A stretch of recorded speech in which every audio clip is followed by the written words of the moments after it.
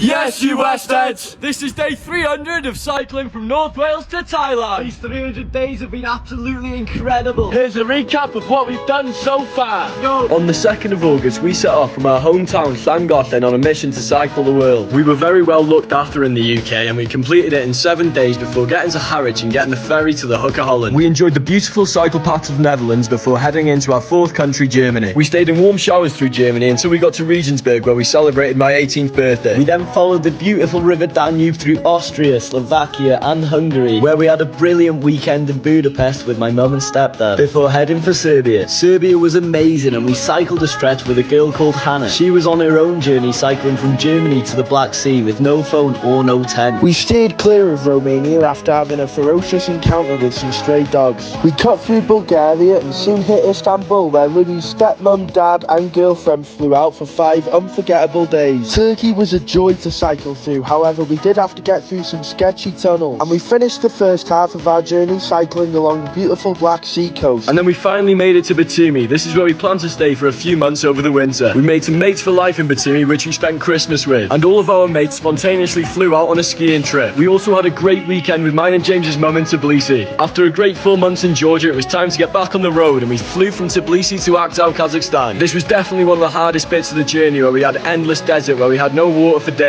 We then entered Uzbekistan, and the first half of this country was really tough, as it was still endless desert. But as we reached civilization, this country quickly became our favourite of the trip so far, and that's all down to the incredible people in the beautiful cities. We met some cyclists in Samarkand, and they convinced us to go into Tajikistan. Tajikistan was a roller coaster. We climbed some beautiful passes, but me and Dove unfortunately got struck with food poisoning. And when we tried to leave, the border wouldn't let us go due to an issue with our e-visa, and we had to exit the way we came. So we went through Uzbekistan to get to our current country, Kyrgyzstan, which has brought us some of the best scenery of the trip so far.